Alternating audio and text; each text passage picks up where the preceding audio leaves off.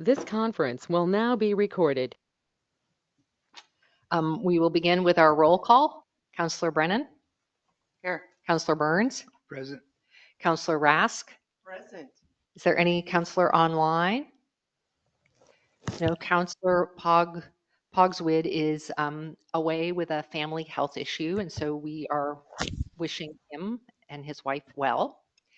And Councillor Webb is going to be coming here. We also have City Administrator Radcliffe and our recorder Joseph Harrison present. Please join me in the Pledge of Allegiance. I pledge allegiance to the flag of the United States of America and to the republic for which it stands, one nation, under God, indivisible, with liberty and justice for all.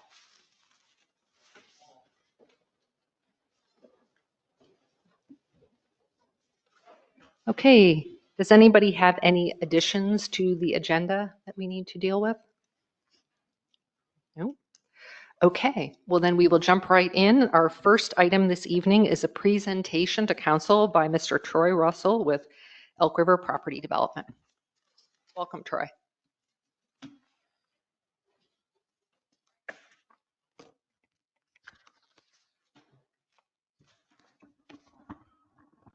Good evening, councilors, mayor, staff.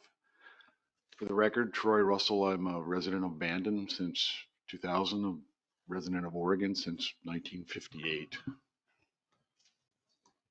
And this will be just a brief overview. This has been going on since 2015 when we first tried to get the city to add a secondary outfall. So parts of this presentation are very old and some are recent. But here's the question. What do you do with what does the city of Port Orford want to do with their treated effluent? Your choice is keep disposing of it and dumping it in the Pacific Ocean or provide it for beneficial reuse. This is straight off of the DEQ website. The protection of Oregon's water is one of the DEQ's highest priorities, and water reuse helps support the efforts towards water sustainability. The DEQ's work in water reuse dates back to 1990, and this practice is utilized both nationally and internationally to protect water resources. Through proper management, the reuse of water can provide social benefits. It can add economic vitality, deliver critical water access, aid in ecological restoration, infrastructure resilience, improve water quality, and establish a more reliable water supply. Water reuse can be especially beneficial when it comes to increasing drought resilience and in-stream and groundwater supply protection. Where to dispose effluent wastewater is a policy decision for the city of Port Orford. You could keep dumping the effluent into the ocean, the only present choice, or make it available for beneficial reuse. Providing a secondary outfall does not obligate the city of Port Orford to anything. Any user of recycled wastewater is responsible for paying for the new point of diversion and a system. Any user must obtain two permits, a recycled water use permit and a wastewater control facility from the DEQ. One is to receive the water, one is to use the water. And the system is going to be engineered. The proposal is reviewed and approved by both the Planning Commission and the City Council.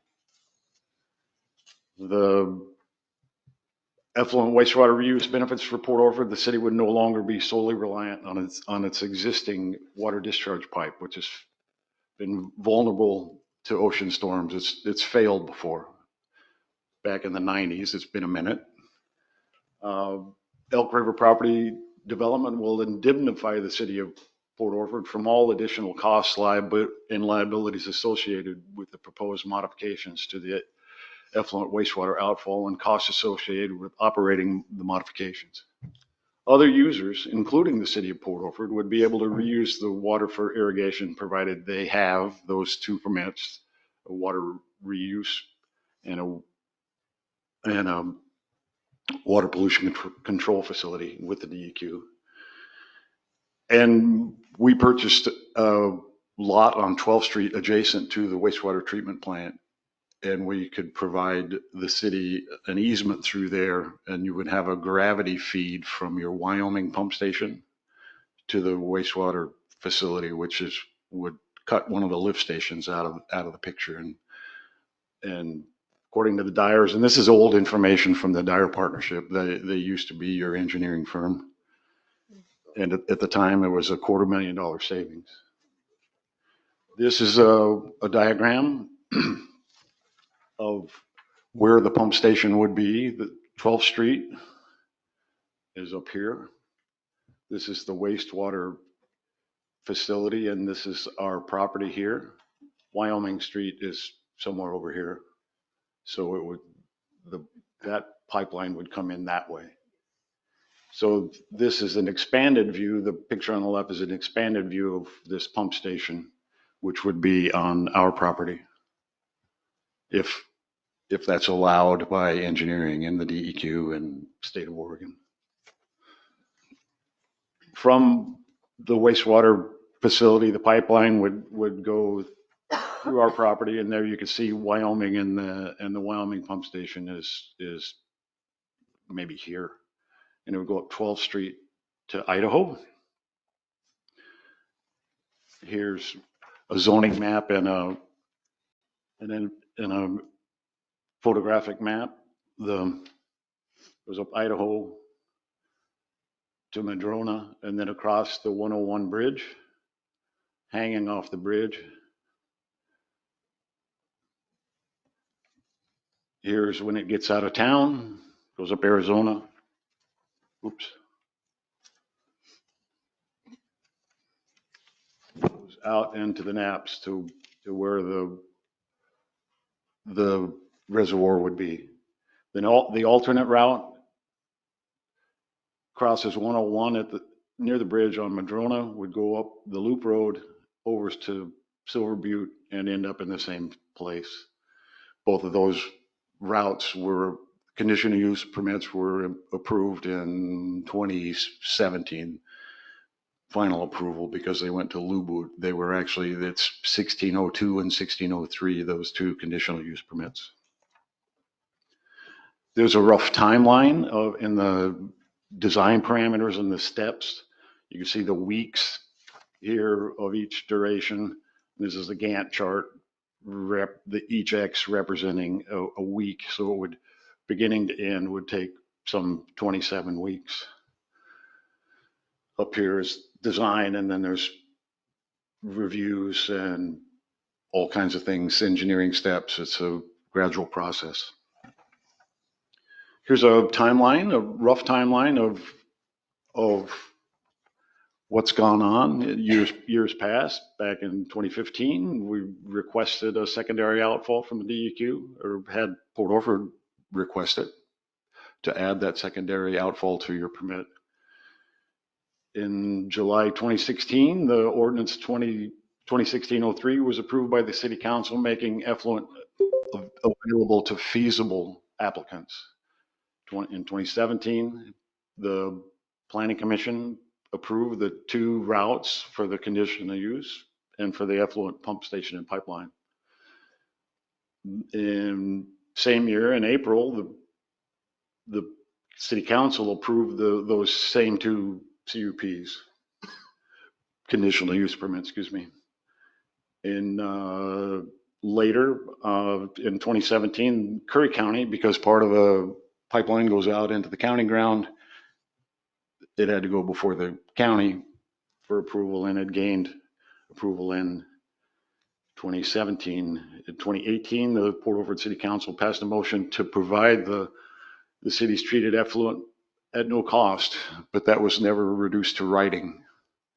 So there is no agreement, and that's the DEQ wants us to have in hand a signed agreement that yes, you will provide the water. We've been to LUBA 4 times over the years. I think just twice on the conditional use permits for the pipeline. The others were for the golf course permit. but the LUBA affirmed the county decision about the alternative analysis.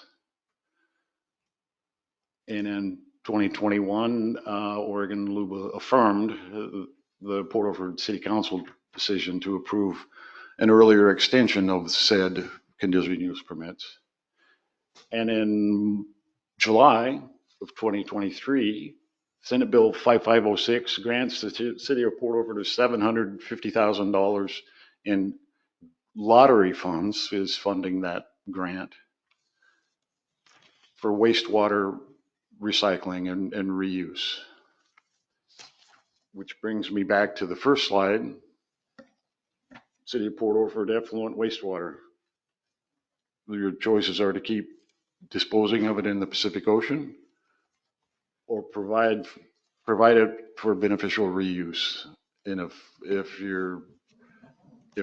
the answer to your question is the second one, then I respectfully ask that you approve and sign a memorandum of understanding providing the water so we can move forward with the DEQ.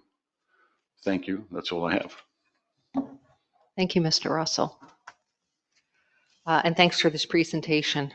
Does anybody have any questions they'd like to ask just quickly before we, yes, Well, Mr. Isidore. I'd like to ask Mr. Russell.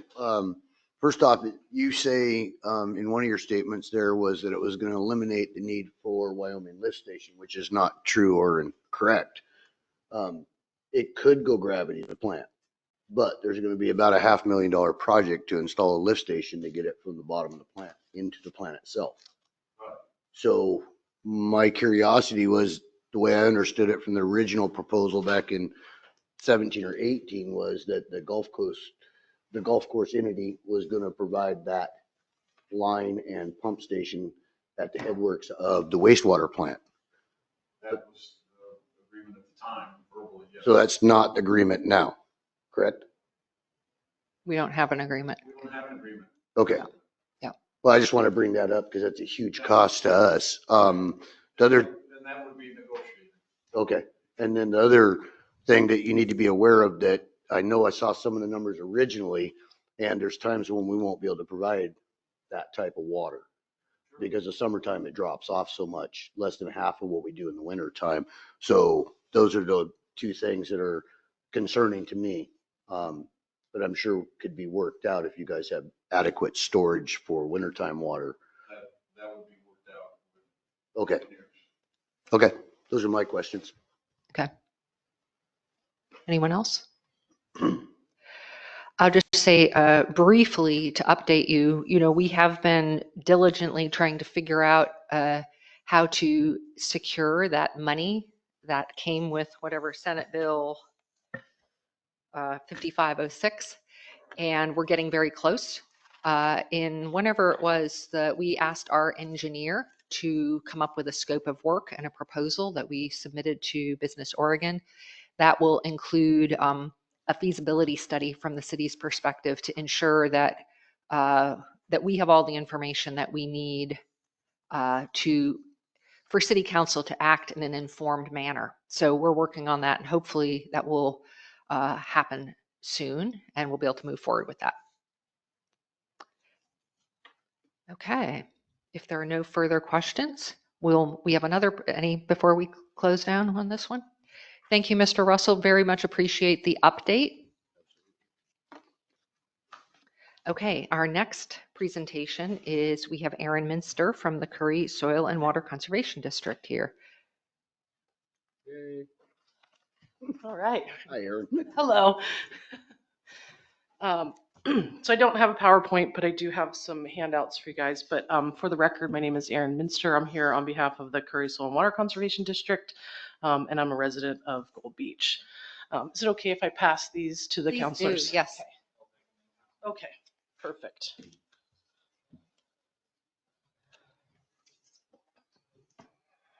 Which button do I push?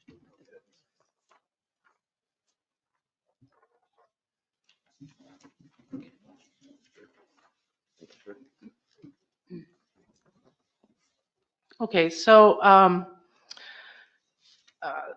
The packet you just received is a work report for 2024 and also a scope of work for 2025. My office signed an IGA, an intergovernmental agreement, with the city of Port Orford in June of 23 to provide some noxious weed control work and some technical assistance for various projects that the city is working on. So I'll start with the 2024 work report. So various things happened between, this kind of goes back to the beginning of the IGA up through January of this year. So one of the things that happened is we had some grant funds for gorse control existing, and we'd been working in the drinking water source area to control the gorse. So last year we manually controlled gorse at 2 locations in tax lot 6500, which is locally known as the Sorensen parcel. And there's been various control efforts since 2014. And that's manual control to suppress the growth of gorse. And it's a shaded out strategy there with planted trees, which the Port Orford Watershed Council had helped with planting. That was about 25.5 acres. We go in and release those plants, the trees from the gorse that continues to grow. And then the city has a source water fund loan that is for stewardship of the Wilson parcel that was purchased a few years ago. And there are a few gorse sites on there. I surveyed, all of the accessible areas, mostly walked the old road system because that's really where the gorse is in there. And basically we knew about 3 sites. There was another site found. And that was really expected because there was a fire there in 22 that encroached into the parcel. And so there's some suppression lines in there, and we did find some gorse sprouts. And then I detail in the report there the various sites that we treated. There's one off of the Vista Drive access. There's also some Scotch broom there. Then on the Wilson parcel, North Fork Hubbard Creek access road, and then the Wilson parcel up above on the Bagley Creek access road had some plants along the road, and that's also where we found quite a few sprouts in the burned area. So I manually pulled 226 sprouts back in the fall. And then in that same area here, just in January, we planted 100 Port Orford cedar resistant trees to kind of fill in along the suppression lines, and a few trees. There's a small patch in there. It's a little less than an acre where there was mortality of the actual overstory. So we plugged in some trees in there.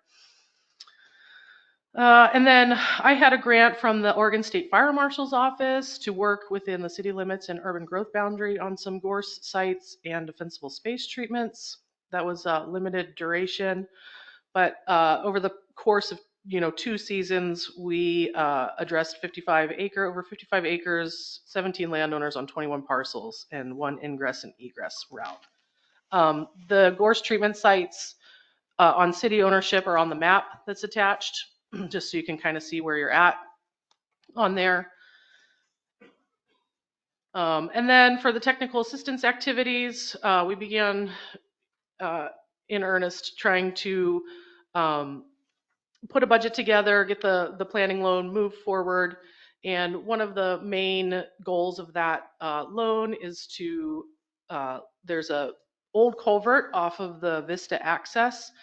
It's kind of near that, the red dot there in the middle of the city ownership. There's an old culvert in there. It is failing.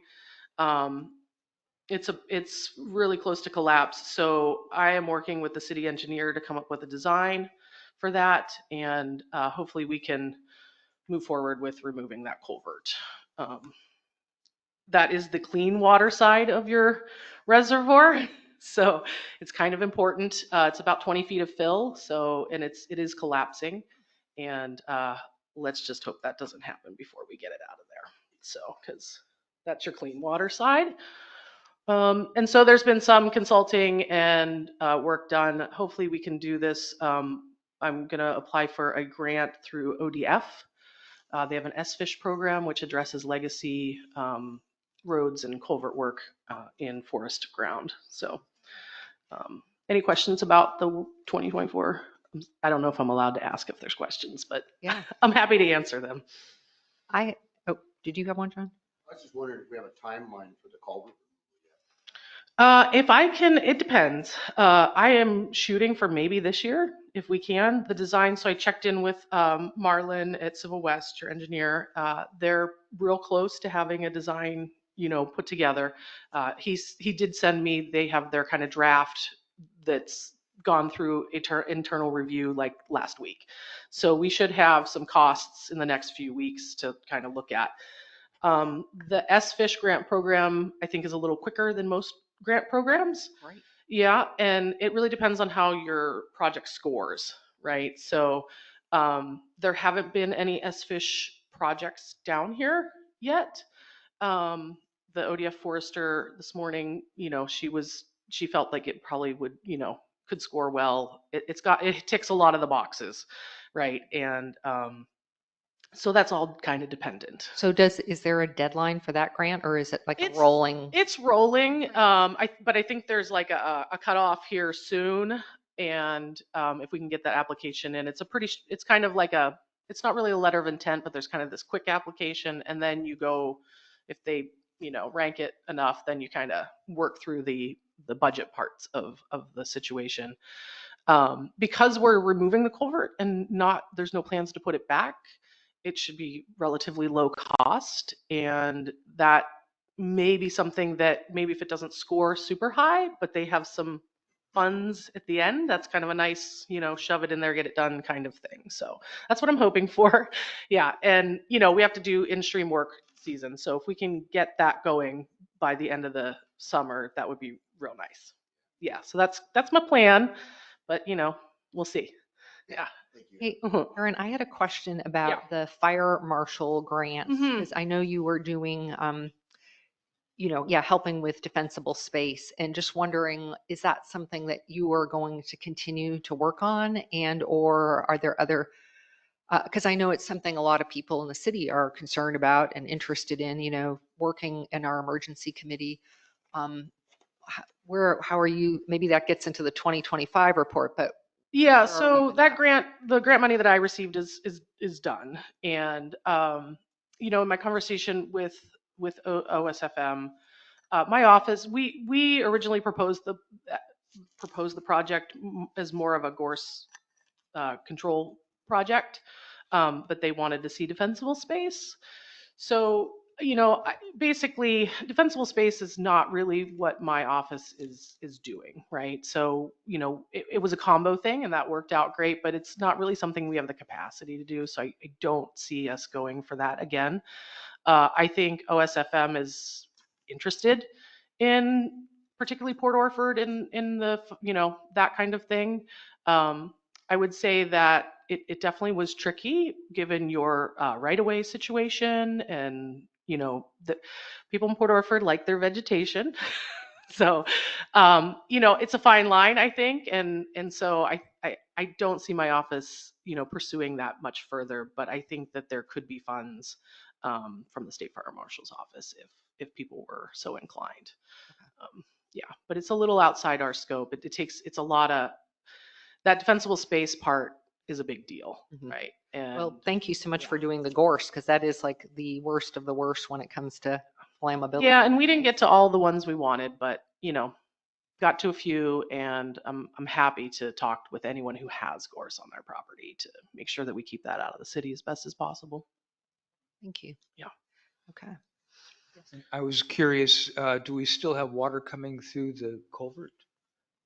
Yes. If it stops, problem. So, but we're not going to replace it? No, it's coming out, complete removal. It's an old logging road. Yeah, it's an old logging road. It's a where? 48-inch culvert. It's completely rusted through at the bottom, and then basically the bottom third of it, the fill is collapsing, and so the end of the culvert is collapsing in the middle, and it is tilting up, and So the road will just end. Yeah, the road will end there. The road Water is, would just naturally go. it would just naturally go. Yep, absolutely. It's not even really a road. I mean, it's like a, Sketchy logging road. yeah. It's an old logging road, but there's trees in the roadbed at this point. So, and since you're not planning on logging it anytime soon, I don't know that, putting a bridge to nowhere is a wise thing to do. So, because it would require a bridge. You wouldn't get a culvert back in there. So it'd be a big deal. Is it not for fire, anything? I mean, could it be beneficial? Potentially, not for logging, but just. I think there's other ways to get to where that road dead ends that's a little quicker, even with a bulldozer. Even with And a just- bulldozer. Yeah. And just to remind everyone, this project has been in planning for a long time. It was identified as a problem in our forest stewardship plan, which we did a couple of years ago. And then when it was identified in the plan as such a problem, then we went down the path of looking for grants to find ways to address it. And then we found the grant and got the engineering. So it's kind of like we're in progress. These are things that have been discussed over the past several years. I think this body approved the. This body approved it, yes. Yeah, I'm just kind of reminding for new counselors, it's not like this is sort of something that's been in progress. So that came from a plan that we hired a forester to do and everything. So Yeah, and I can say that in the couple years that I've seen that culvert, it is getting worse. It is getting worse. It is smushing down. So And the problem with crushing culverts or failing culverts is if you were to get like a cloudburst or a big storm behind it, it could blow out. That's the thing we're trying to avoid. If it filled up with water and blew out, then it would be just like this massive dump of sediment into our reservoir. And that's what happened in the 1990s. And that made basically, well, it was similar. It was a landslide that made our reservoir unusable for a year. That was before I lived here, but that's from the Watershed Council records. I Yeah. know. yeah. Yeah. Okay. So next year, what do you got for Next us year. next year, Aaron? Rinse and repeat a little bit. So yeah, but so I still have some GORS funding to use in the Sorensen parcel. So we need to get back in there and mow again and do some mechanical release. There's two sites. One you can get to with a vehicle. The other we hike the hand crew and their weed eaters over to. So that one's, it takes a little bit of effort to get there. And if we come up with more funding, we can always expand those things. I have some funding, but it is currently frozen at the federal government. So we have quite a few projects on pause as a result. So I can't really promise much at the moment. And we will also retreat the other parcels, as the other spots that we found, make sure that everything's taken care of there. So that's kind of the noxious weed control activities. And then for technical assistance, basically another part of that Clean Water Source Fund loan was to also conduct a road inventory and a little bit of a sediment source assessment. So I plan on starting that real soon here. I wanted to meet with ODF to make sure that whatever work I do aligns with their road assessment work so that you can get those SFISH dollars if other projects come up. So that'll happen soon. And then just the continuing planning and consulting for the Vista Access Culvert and writing grants for that. So, and I even put it in here, John, July through October, implement culvert removal if it all works out. So, so that's kind of the plan. Oh my gosh, that would be so excellent if we could Oh, get man. it done because, well, we're hoping to get our dredging done this year too. And ideally, we kind of get that out before, Yeah. that would be fabulous. Does anybody have any other questions for Aaron? I would just say I'm so grateful that we have our continued partnership with the Soil and Water Conservation District. Aaron, I don't know what we'd do without you guys in terms of helping us steward our watershed lands, which are so important for our clean drinking water. So thanks so much. And You're very welcome. The other thing I will just mention, I'll put in a plug for the Watershed Council volunteers that sometimes help you and go up onto the watershed lands and help with the mowing and help with some of the that keeping the gorse down, getting the trees to grow to shade it out. And so that's if anybody's interested in that volunteer work, that's a great city volunteer project. Yeah, City of Port Orford has the best volunteers. I'm just gonna say that. They always show up. Yeah. So it's really nice. So if you're interested in that, you can talk to me, or our Watershed Council president is Meg Humphreys, and I could put you in touch with her also. Okay. All right, excellent. thank you for your time. Thank you. Thanks, Erin. And the other thing I just would mention that's so great about working with Erin is this is money that we get grant money, or she gets grant money that comes in to help us. So it's, it's like outside money that helps us do the work that we need to do. Okay, well, with that, after our presentations, we're going to move on to citizen concerns. Do we have Susan? Do we have one person? Maybe you could help tell me if there's anybody else on that list. Are you the only one? I'm the only one. Okay, we've got another person. Okay, well, we have a sign up. That's okay. We'll let you sign up after you come up here next. Susan. Hello, hello. I want to share some good news. Yay. Some happy news, some fun news. As you probably know, in 2019, upon the dissolution of the Chamber of Commerce, Main Street, of which I'm president, and we have a wonderful 8-person board going on now, was assigned to take over the advertising to attract tourists to Port Orford. TLT is paid by people in the tourism industry, the lodgings and so forth. And so this is the way that they get a little bang for that buck. The ordinance requires that we spend 14% of the funds taken in on advertising. We've in the past been very heavily into print media, but we're finding that, as almost everybody, we are going more digital. So to that end, we just created discoverportorford.org webpage. If you've not been there, you should see some beautiful work by Kim Foster, who developed it. And it's a work in progress, but it is gorgeous and very attractive. We have been working in that group of the tourism people to come up with something that's a shoulder season attraction. We don't need more tourists in the summer. We're pretty well booked. We need them now. And I get a lot of emails, and one day I got an email from a group called Winter Waters. They're out of Portland, and for the last 3 or 4 years, they have been doing seafood and sustainability and kelp events on the North Coast in Astoria, Newport, up there, where they grab the Portland crowd. And I said to Kim, well, what do you think? And she contacted them, and they were excited to bring they plan the event, they make the event happen. And we hopefully, this is our limp through year, but hopefully as it becomes more, people realize what's going on, we'll get much more participation. So what's happening? Starting February 28th, in the library, there's going to be an ocean-related art show and sale. We've gotten about 10 artists that are going to display their work between 1 and 4 on that day, on those days, Friday and Saturday. And 10 to 4, excuse me, I'm sorry.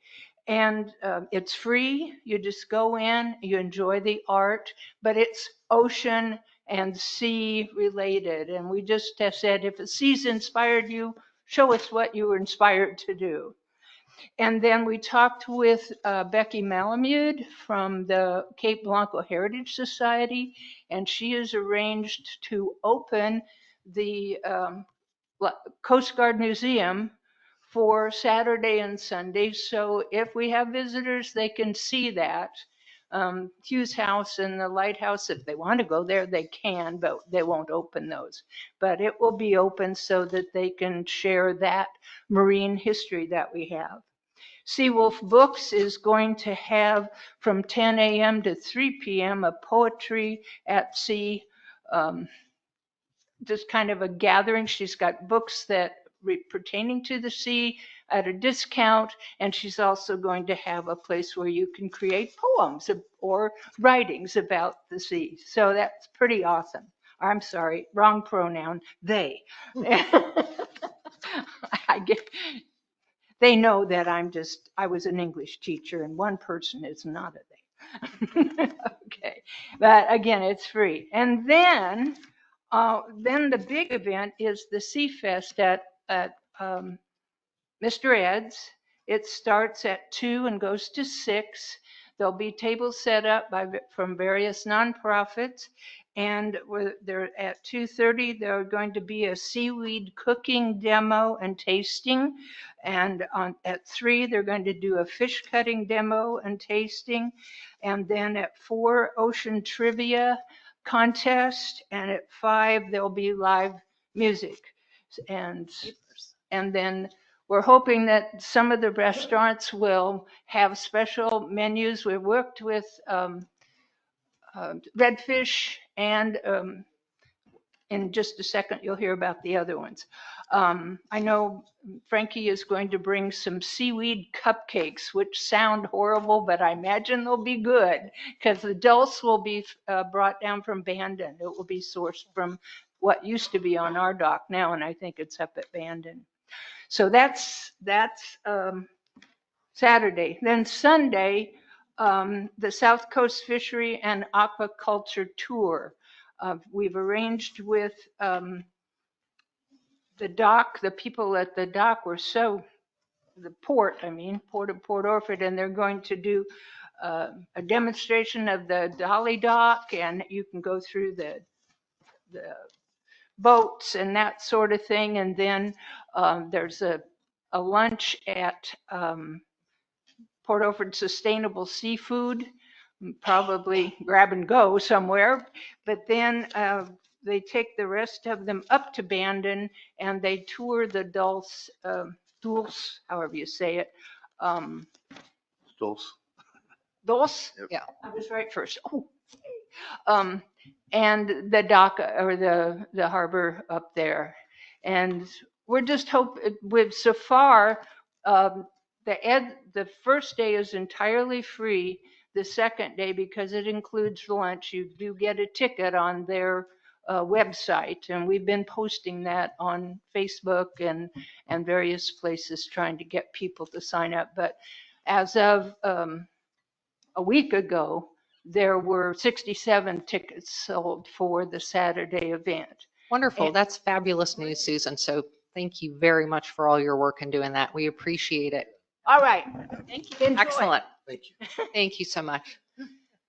Okay. Did we have another public comment? Please come to the microphone and state your name. And yeah, if you could write your name down there too. That way we get the spelling correctly. At your name and address. Yeah. Or where you live.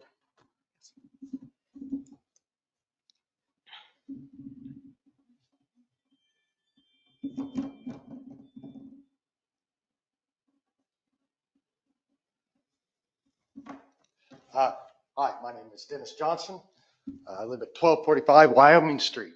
I moved back home, born and raised in Port Orford. My mother's a Tichenor, founders of Port Orford. Moved to 1245 Wyoming Street in June of 2010. June will be 15 years. Back in April, I caught Mr. Isidore here and his utility employees working without hard hats, and I filed a complaint.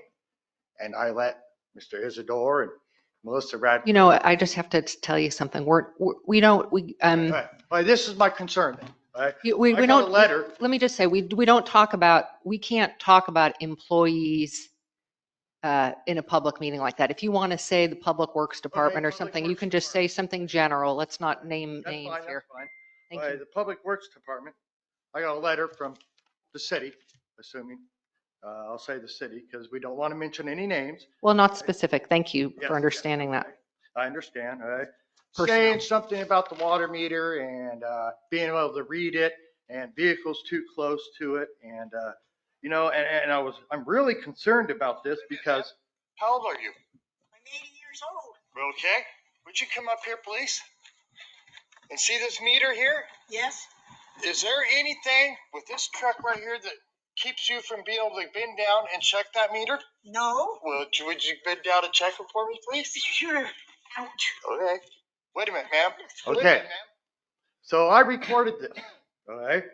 Now, I'm concerned why it is that the City Works Public Utilities Department is having trouble checking the water meter that an 80-year-old lady with COPD that has to use a nebulizer 4 times a day is crippled up, her legs swell up so much that fluid actually leaks out of them, that they are unable to do it. I'm really concerned about this. I'm really concerned about what's going on. I mean, here's a ring camera picture of a Utility Works employee checking the water meter on January 30th with no problems whatsoever.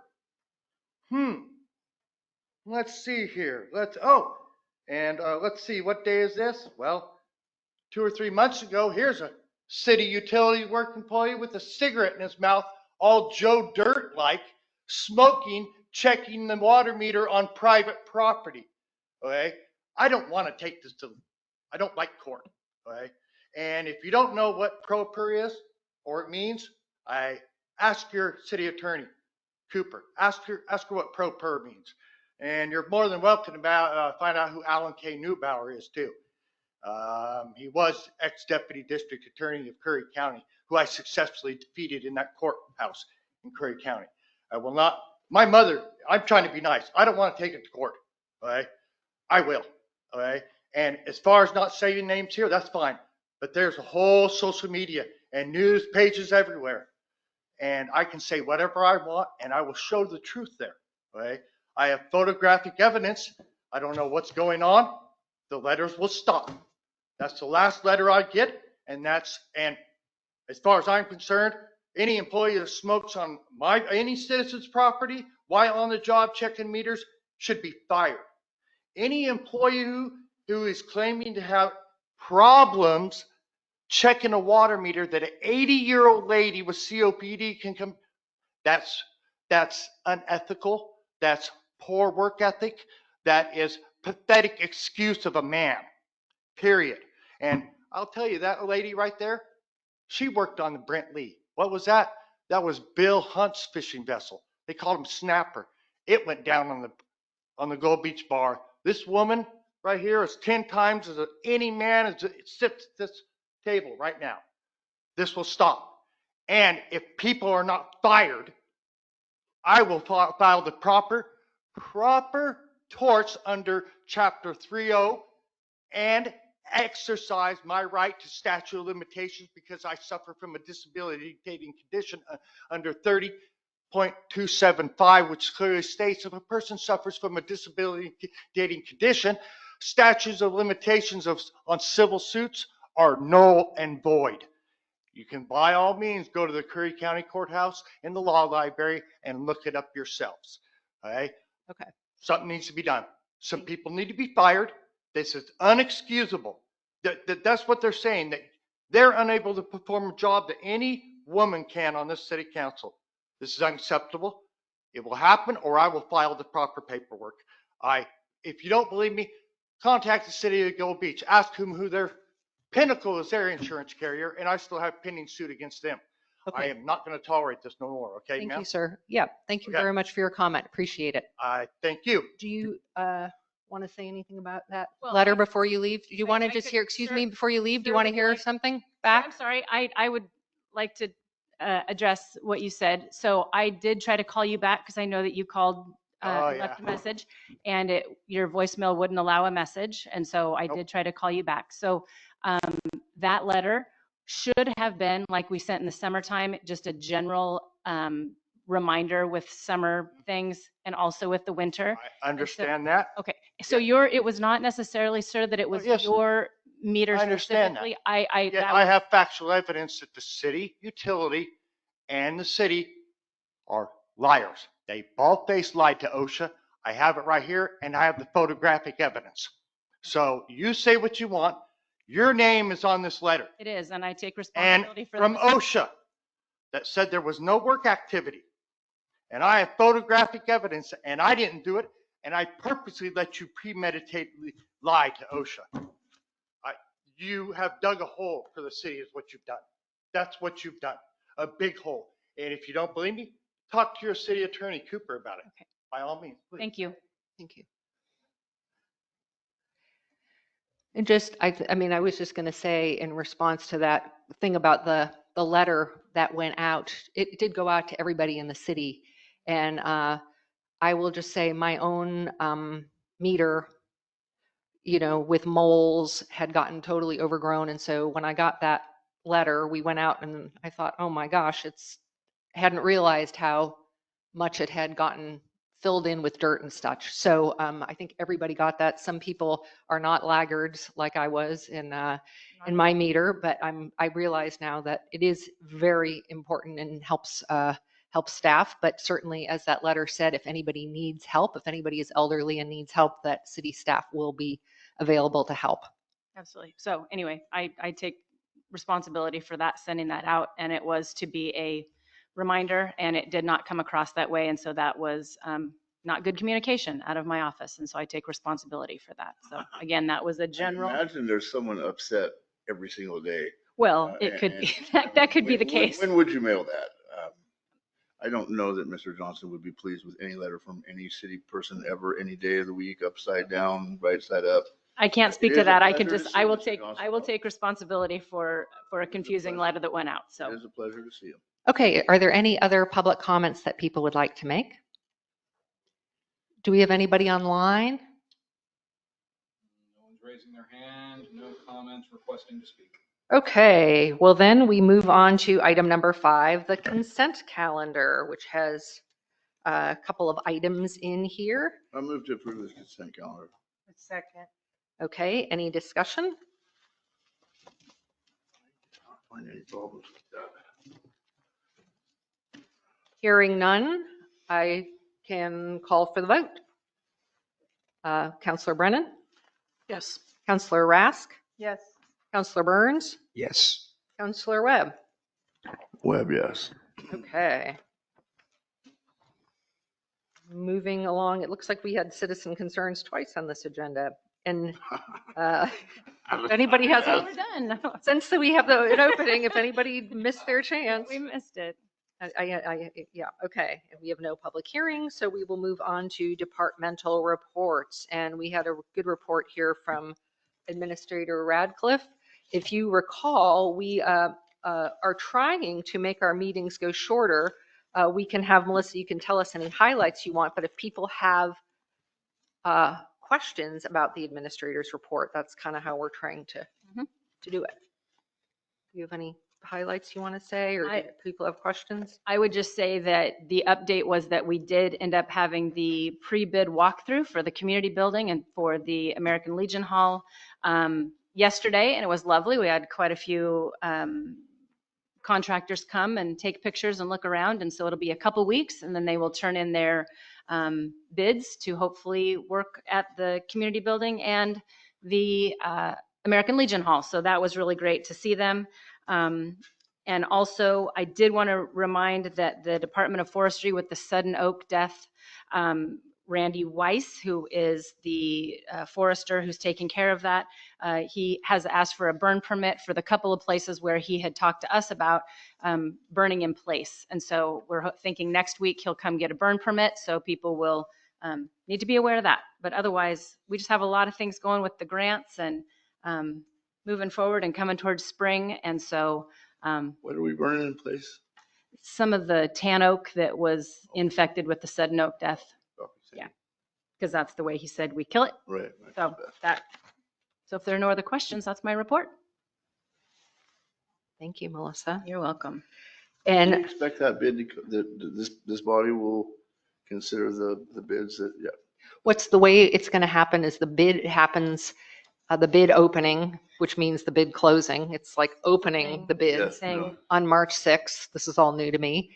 And then our architecture firm, HGE, is going to evaluate the bids. And I mean, I think we take the lowest qualified bid. So they look at all the bids and they will make the recommendation to us as to which bid they think, I think is the best. That's my understanding of how it will be.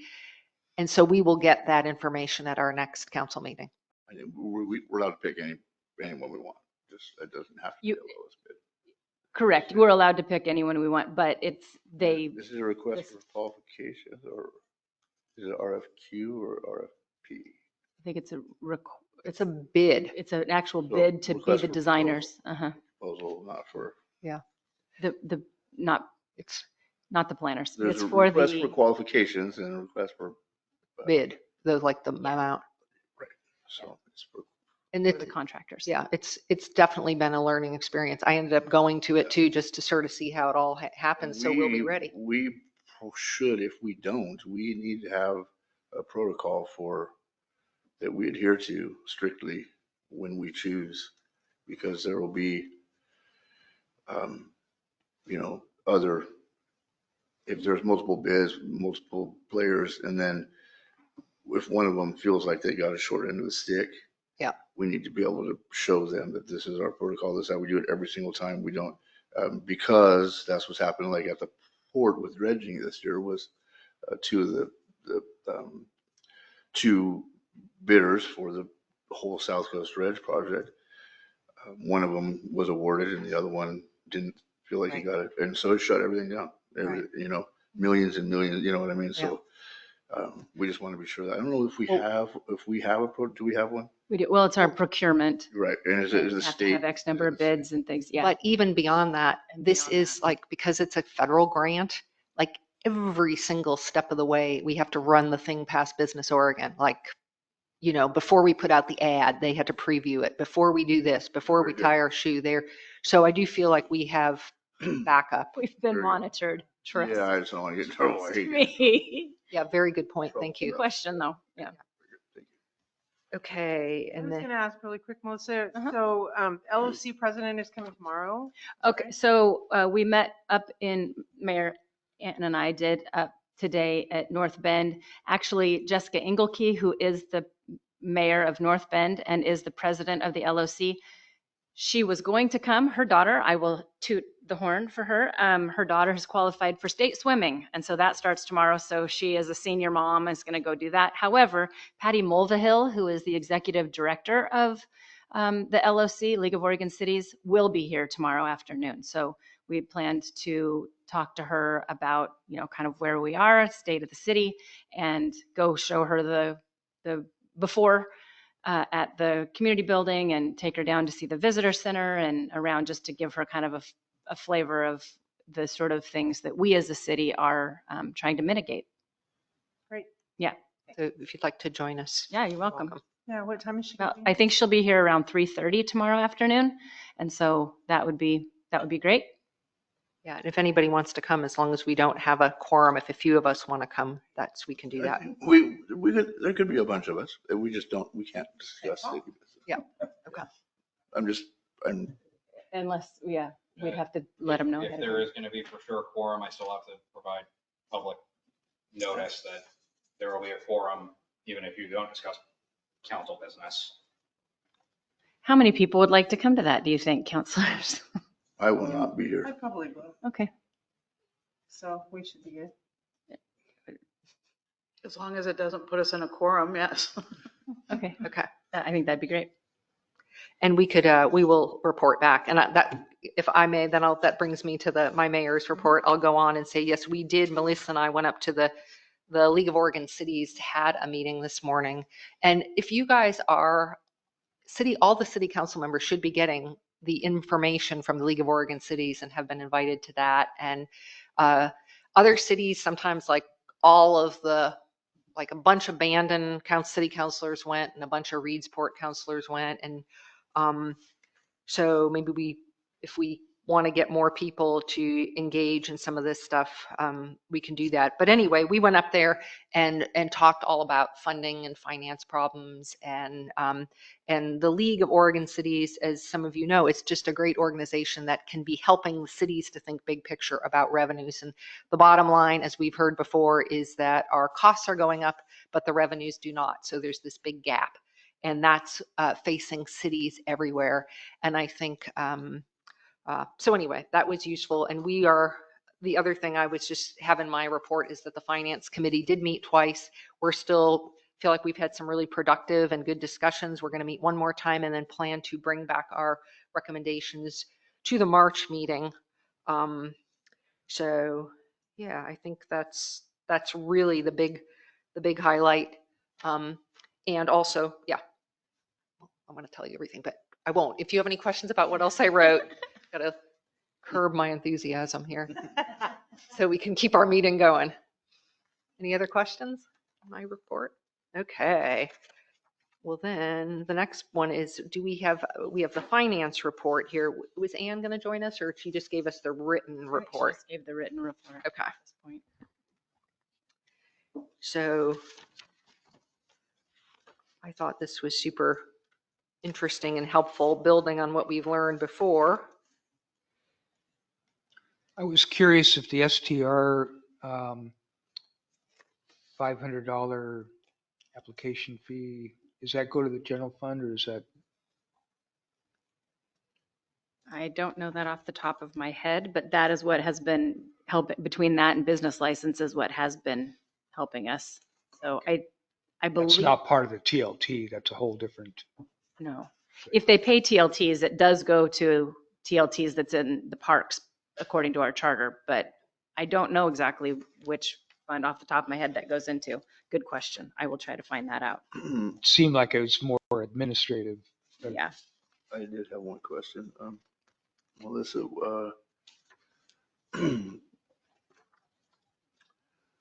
generally speaking, when we dredge things, the spoils are tested, and I don't see a contingency for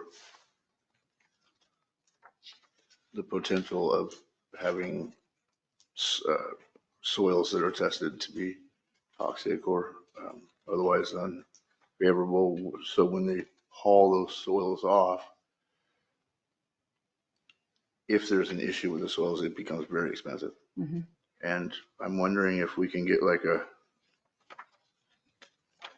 some kind of a safety net. Are you talking about for the reservoir dredging or for the dredging out the hummus pond? Where are you? The reservoir dredging.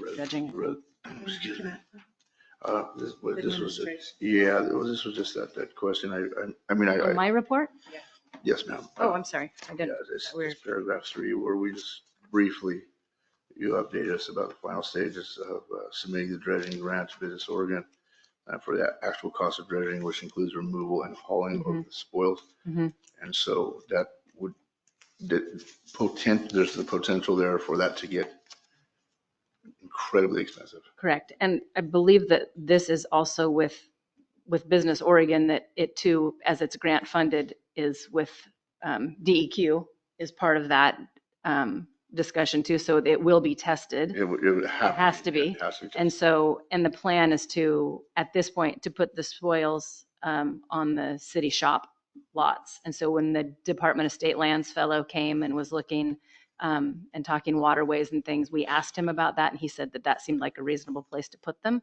But yes, they will be tested, and I don't know, I don't have an answer that if that happens. I think it's a very low likelihood just because of where it's located. I just think what happens is you have the bark of trees that are so acidic. Tannins, yeah. Over the years that can become part of that sludge that just gets incredibly acidic, and whether that at some point becomes toxic or a no-no or whatever. Right. I'm just putting a bug in your ear that we might want to be ready for a little bit harder job than one sentence that we have here, Right. We had thank you. That's great. We actually did also have a quick check-in with our engineer yesterday on all the projects that are going. And so we're still awaiting, as Melissa said, the funding for that.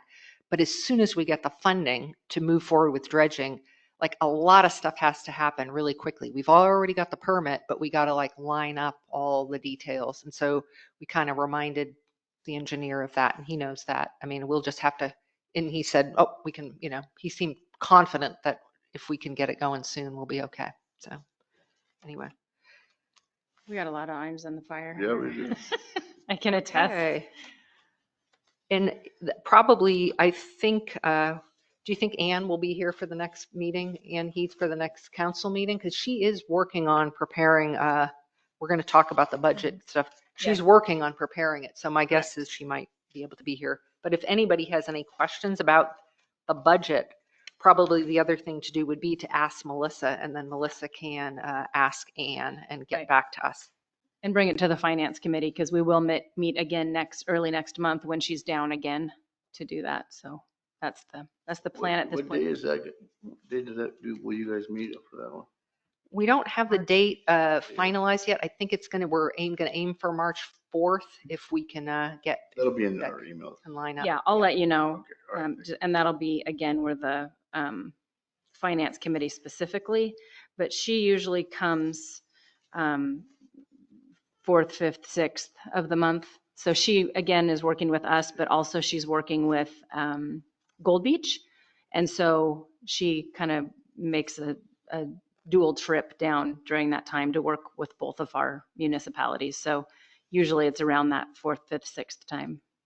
So. And it probably makes sense after the finance committee comes up with our recommendations to have a work session, maybe with Ann, and to go over them and discuss them more and stuff like that. Because I think people will want to dig into it a little bit more, probably. Does that sound like something you guys would want to? I think that we're obligated to. Yeah. Well, different cities operate differently. Sometimes, a committee can come and make recommendations, but this one is so important to us. I think it will be one that people want to dig into more. That's what we're working on. Okay, next item, Public Works. John, do you want to give us the highlights here? I didn't get a chance to look at your report quite yet, so. Oh my gosh. Sorry, I left it on my desk. I don't really have anything terrific. As you can see, we're still running about 47% for water loss. It went up a little bit this week. We did find 2 significant leaks this last couple of weeks. We had a house where somebody stole the hot water heater, and there was 100,000 gallons pouring through the door that we got shut down. And then we found a significant one up on 25th, 23rd Wood Glen area that took us part of the neighborhood down for overnight until we were able to get it back up. And we're just waiting for testing to come back on it before we pull the boil water notice. Coast Guard Hill Pump Station, I'll notice this real quickly. There's somewhat of a budget shortfall. And so when we talk with Ann Heath, we'll figure out the details of whether we actually get that done this budget year or next budget year. So right now I'm just putting it on hold. We did get I got the quotes back today for the Hubbard's impound controls and motor starters that are obsolete, and we're down to 1, and we've cross-wired to get this other pump running. We're down on a pump up there too. So that came in at about $9K, and I think we were estimating 10. So that's pretty good. That's installation too. So working on replacement pumps right now. And that's another question for Ann. Seems like we got a couple holes here somewhere that we need to fill for this budget year. Arizona lift stations should be just about built and hopefully shows up in March. That one tapped out what we budgeted. I think we had 125K in it, and that's about what it cost to get it built and shipped. So we will shoot for next budget year for installation, and RFP will develop for proposals to see who the cheapest bidder is to get it installed. But at least it'll be here in March, and that thing is the oldest lift station of Port Orford. It's late 60s, mid 60s, so it needs to go, and it's right next to Garrison Lake, right by the Arizona Bridge. So very important lift station to get taken care of. We've been having a lot of problems with Pinehurst. It's like, I think it's the 2nd or 3rd oldest, and it's kind of the same condition. We were able to get it back online. It went out on us a couple of times in the last couple of weeks. We got it back for now, thank God. So we're gonna probably work on that one. Maybe might move up the priority list over Wyoming. But Wyoming's pretty high on the list. That's kind of why I wanted to find out if somebody else was paying for it. And I think that's about it for right now. We had that 1.62 inches of rain the other night, and that shut us down. We just got back on around lunchtime today. So that was quite a significant dump overnight, and it really made the pond super, super muddy. That's why it's so important to get that culvert taken care of, because the creek the culvert's on is the one that runs clean 90% of the time, and it's the opposite one that runs dirty all the time. So when we do have these big storms, so keep that in the back of your head. It's super important for our water system as it is. We did get the survey done for the for the water plant, raw water tank at the back corner of our building, kind of in a section of part of Buffington there behind the ball field. Looks like it's going to fit with some minor moving around. It's going to be around 33 feet tall right now as proposed. So I think we're okay there, and that's about where we're at. I want to shout out to Mr. Burns for helping us get that radio installed. And I think it's a very important tool, and I can't wait to have the other ones installed. So I got somebody to talk to, because right now I just listen to static. You can't talk to Melissa yet.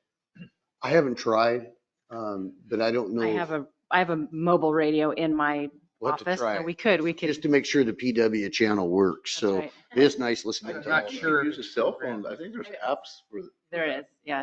Yeah, so that's hugely important for when we have emergency eye sync, and I'm glad to see that, and I appreciate everything Gary spent his hard-earned money on that, and that's pretty awesome. So other than that, that's about it. Terrific. Thank you and your crew for all their hard work and keeping our system going during all of these various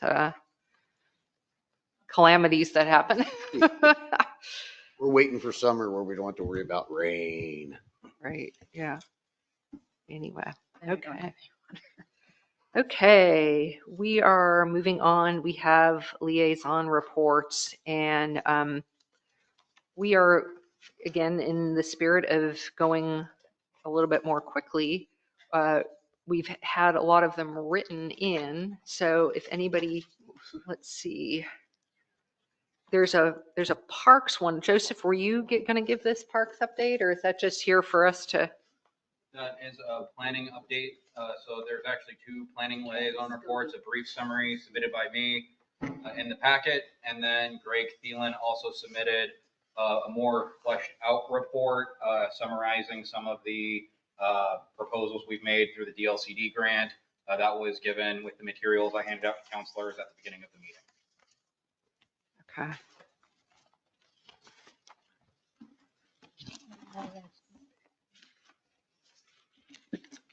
Okay. I think these are things that we can probably read later. Does anybody have any questions about any of the liaison reports? I just have something brief. Yep. At the port, Mayor Cox had resigned and to spend some more time with his family, and it was great for us there, and we had been searching for a new administrator for about 6 months, and we did finally make a choice, and we're successful in negotiating compensation packages with Kathleen Scobie, who lives in Bandon and is highly qualified for the position. Great. We're real excited about it. So Wonderful. That's very good news. Thanks for sharing that. And I'm just going to also, thank you for all this work that it sounds like the Emergency Preparedness Committee is working on. I had a couple other quickies. Jeff Hughes has 2 containers that he's got to move from Gold Beach, and so one of them will probably come up here and go into the Vista Fire Station in front of the other one. And the fire board had approved both of those, so it'll be a nice asset. And we're going to get 10 tsunami directional signs from the county, and we'll be able to put those on street posts. Cool. So Yeah. we're going to concentrate on the hamlet. That's one of the most vulnerable parts of the town. Okay. They need to go up Coast Guard Hill, so they'd be directed that way. Okay. Excellent. Excellent.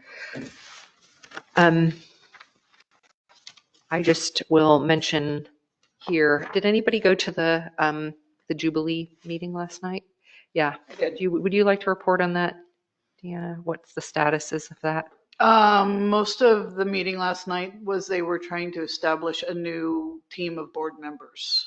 And they were going to be meeting today at 9 or 10 this morning to confirm that. Okay. So the gist was that unfortunately the Jubilee, which has been going on since the city of Port Orford started, a big 4th of July celebration, was down to having only Jen Bailey as the only board member. And so she had a meeting last night to try to rally people to help. So it sounds like people rallied, people. Yes. Great. But she needed to contact the 2 previous board members because she couldn't vote on them herself. Right. So that was going to be transpiring between last night. Okay. Yeah, okay. Well, we were not gonna, I'm sure she sometimes comes in at the end, so we'll do that. Okay, so if there's no other matters to report, we will continue on to old business, 11A, which is updating this code. And Joseph, you're going to have to give us a little bit of an update on, or tell us what this is about, please, if you could.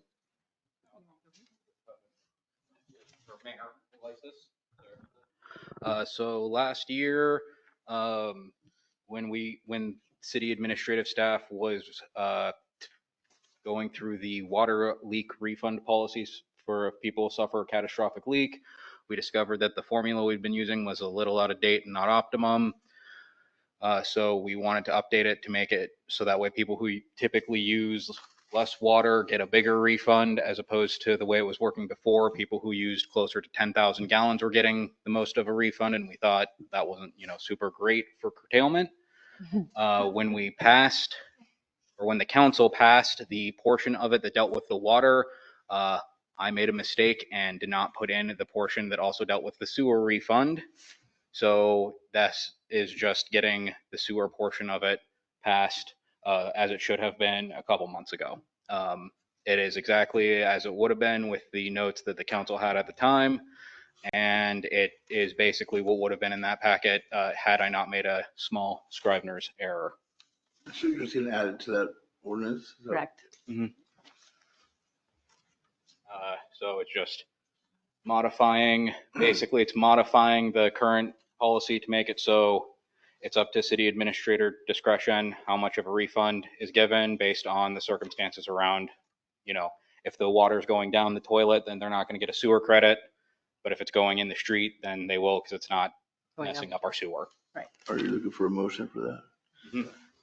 So I wanted to make a correction. There's on page 19 in bold, if a break or leak resulted in no additional sewage usage, the rebate may be increased. Oh. Needs a B. The word no should be stricken, right? Yeah, so. The rebate may be increased further. Right now it says it may increased, which Maybe. it should be may be increased. Or may Good catch. That is a good catch. Or may increase, I don't know. If a break or leak resulted in no additional sewage usage, the rebate may be increased further at the city administrator's discretion. May increase further?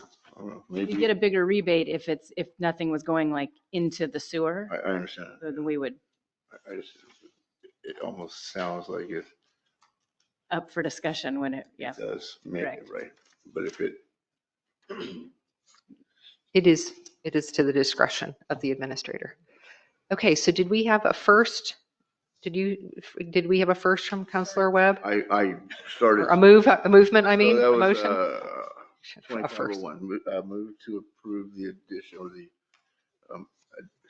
addendum, or what do we call it? It's just ordinance 26 or 25-01. So, okay, then I move to approve ordinance 25-01, updating 1308-030E.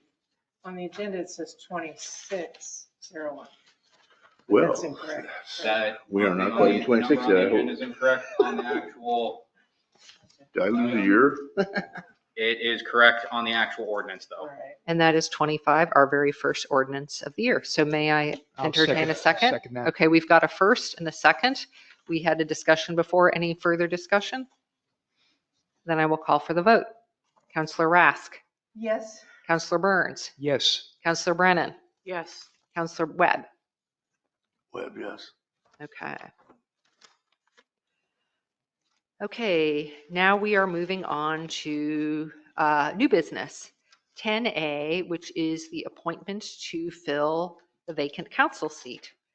So as we know, I got elected mayor, and so I vacated the seat on council, and it has been open. It's been open since I was appointed mayor. Elected mayor, sorry, right, yeah, no, thank you. I was elected.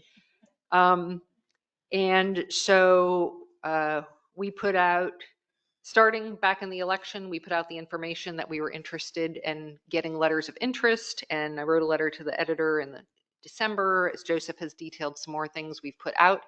And I am so delighted that we got a fabulous volunteer who sent in her letter of interest, which is Sarah Levendahl. And council members should have received Sarah's letter of interest. And I cannot imagine a more qualified person to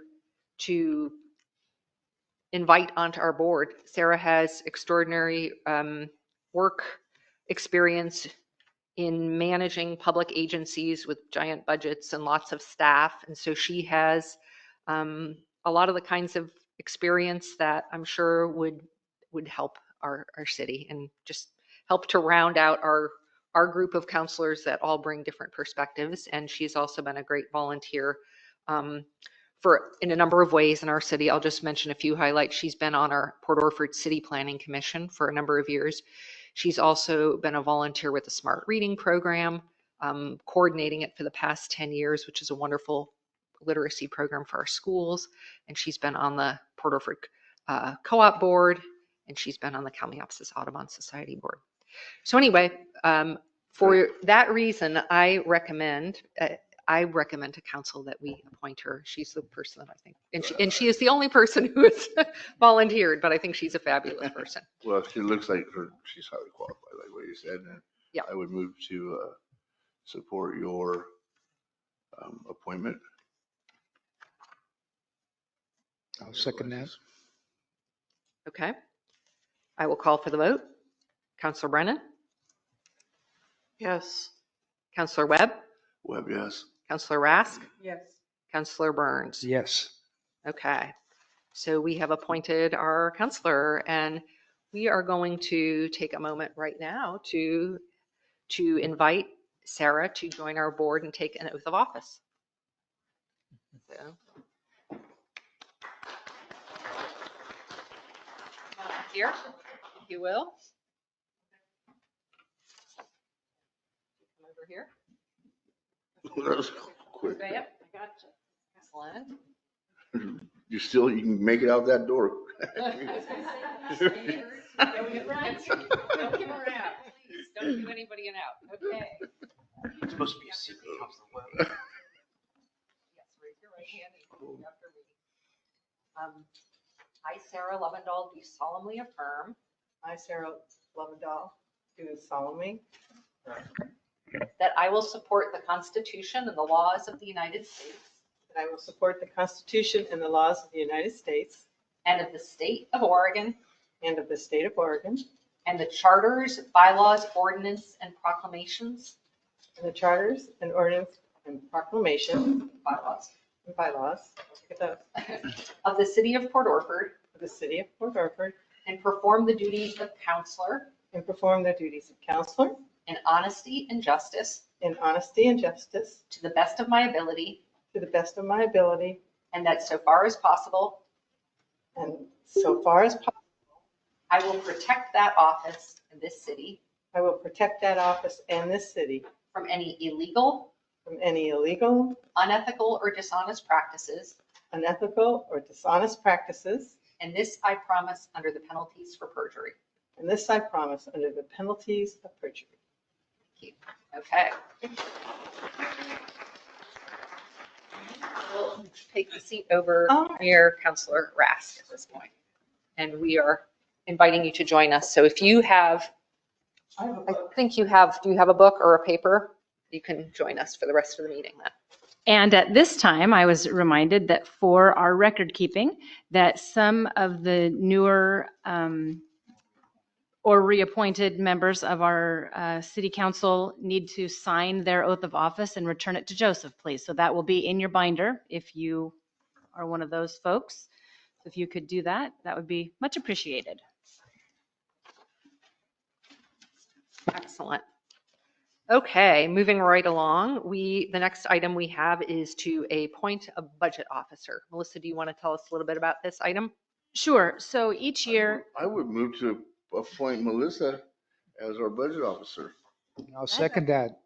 Thank that'd you. be swell. Okay, well, so we don't even have to do it. Do you want to just, okay, if that's okay, we'll go for You it. read it. Call for the vote. Okay, Counselor Rask, Yes. Counselor Brennan, Yes. Counselor Burns, Yes. Counselor Webb, Webb, yes. Counselor Lovendall. Okay. And the gist of that is that we have our, Melissa will be our budget officer, and we have our finance director that will be helping. Okay. Absolutely. Next item on our list is liaison appointments. And so we, we did some rearranging of the liaison positions during our budget, during our council rules discussion. And so at this time, we need to look at and figure out who wants to be on what liaison posts. And we did, did we take TLT off of that? Because Councilor Pogswood told me he wanted to still stay on TLT. Did we take that off? I think TLT was removed from the liaison because they don't meet. Okay, so they just meet occasionally. Okay. And when they are in the process of meeting, they can still come and give a report. It's just now not going to be A regular. Got it. Okay. And we don't really have one for planning, actually, right? Because we're not supposed to have We have a brand new person who, she's no longer. She's not there. she's not there, but I thought that we don't have an official liaison for planning because you don't want a council member to be on to doing that, right? So don't we have, like, sometimes we have you, or we Yes. have Commissioner Greg who comes.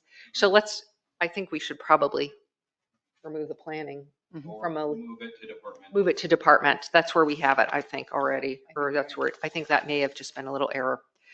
Okay, so we have parks, emergency preparation, or historic preservation, port, watershed, fire, and we had added one on coast community health, just to kind of help the community stay up to speed on what's going on. I wonder if we just call that community health. Yes, right. It's no longer, Perhaps. yeah. Okay, so does anybody have let's maybe get this ball rolling by just asking, does anybody have any preference for the positions? We never really had a liaison for fire. I'm curious. Well, we did We did. recently, didn't we have you, didn't we have Greg and then we Yeah, had but he you? never went to a meeting or, That was it for a while too. I was just curious. Years ago, that was. Because I probably have a connection there, but I don't know if we really need a liaison or if we want one or. Well, one of the discussions, we had at the rules meeting, work session, and I think we can have it as we go, is that, these liaison reports can take a long time, and what do we really need to get out of them? We want to know what's going on in our commissions.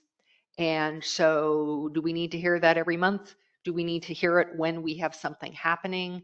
And that's why, some of these commissions, you can handle it in a phone call up and say, hey, what's going on? Or you can be CC'd on the list of the board and be able to report on the things that are most important. The Parks Commission is different because they actually need, for their quorum in their bylaws, they need someone who is actually a counselor on that Which committee. is hocus pocus. Yeah, we could change that. I'm just saying that it's hocus pocus. It was Yeah. created for a particular person who really enjoyed that. Uh-huh. And things aren't like that anymore. But I'm not saying let's not do it. I'm just saying that Well, it does create a problem because, or potentially in that, I mean, they didn't have a quorum last meeting. I ended up going and just being on it temporarily, because they didn't have the council member. It's written in their bylaws. right, but bylaws, I mean, yeah, that's just like start over with bylaws. But I'm just saying that I think that's I've seen it create some tension and some misunderstandings over the years when there's that one there can be that sense of ownership is great, but also it's like it's a false sense of ownership, Are you suggesting, I mean, would you want us to, I make no suggestions. I just, Okay.